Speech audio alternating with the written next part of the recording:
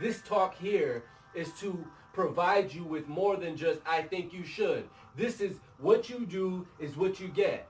So, considering that factor, let's get started and discuss the word that perhaps you have been putting on a back burner as something that has a negative connotation, so have not been using it: selfishness. What is selfishness? Selfishness is the word that you usually associate with something negative.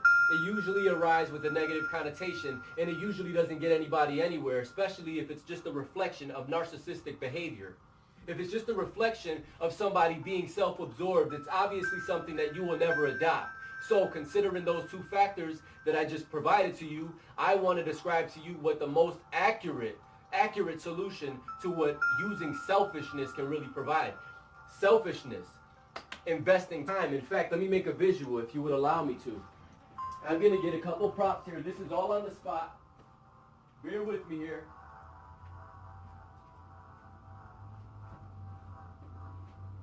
Here we go. So we're going to use this. This happens to be a book on the business of massage, right? I happen to be a licensed massage therapist as well, so let's utilize this. Now, having this in my hand, this allows me to be selfish. This is a selfish investment. Yes, you purchase it on your own. You allow, and by the way, there's no affiliation here, and there's no intention to promote. But what I'm trying to bring home to you is that the more time that you invest in yourself, the more the scale tips to allow for the generosity into the world. The majority of us, we have everything turned around, unfortunately. We decide to live lavishly or to emulate whatever it is that's in our mind we perceive as success. Unfortunately, this leaves us broke. This leaves us with no potential to get more money because we're too busy spending the money in avenues to reflect or to emulate something that we are not yet. So in order to get there, we have to what? Apply selfishness. Every single one of the greats have applied themselves to selfishness. The word selfishness has allowed them to be generous. Selfishness meets generosity. In order to get to generosity or to be charitable, you have to first have something within you that allows them to know you have value. So without providing somebody else with some value, what happens? There's no handshake. There's no agreement. Thus, no transaction. No transaction of you allowing them to feel rich. You allowing them to feel better or to provide themselves with a drive like never before. So what I'm telling you is, you allow yourself just this small token of appreciation to the word selfishness, and I guarantee it that you will allow yourself much more in the end. So, in closing, selfishness allows generosity. That is the recipe of the rich. They provide selfishness, meaning the books that they take in their mind, the things they acknowledge, the things they decide to focus on. Those are the things that they do. They continuously do them and build these habits and deepen their patterns. Following that allows them what? The ability to cultivate whatever gifts and talents they may have. And then they can associate those gifts and those talents with the right medium, with the right audience.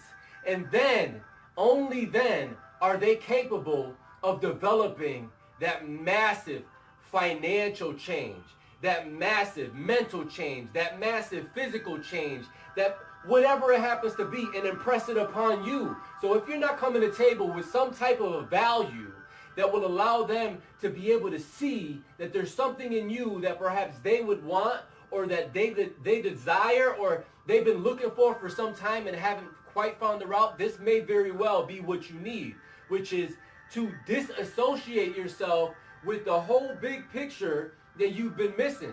Selfishness is not a word that should be accompanied with negative connotation. In fact, selfishness should be the only drive that you have in order to allow yourself to get to the point to where people can be instilled with that drive that you want to provide them with, instilled with that financial security that you want to provide them with, because what is the best way to assist others?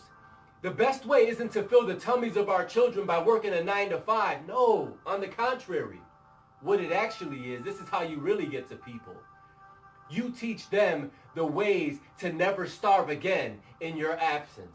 I'm Joel Arroyo. Feel free to visit my website, joelarroyo.com. Like, share, do it because you care.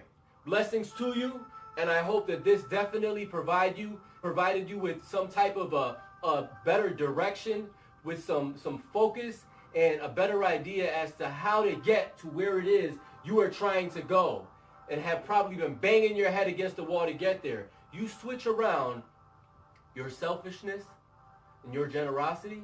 See, don't be generous first. Don't try to give and make it look like you're something that you're not. Don't try to put yourself in a position where you think you are already fit mentally, already fit physically. If you can't pass this test, don't attempt it. Fill yourself up with everything that's necessary in order for you to get to that level so you can beat down any test before you. And then you can instill other people. There's a process, people. Unfortunately, people want to get to the end. They want that get quick fix. That they want that microwavable generation avenue. That doesn't exist. Not with longevity, not with long-term effects of success. So blessings to you and yours. And I thank you so much just for the opportunity to impart in you something that has revealed itself to me to be promising. This has been a passion-proven lifestyle. Blessings.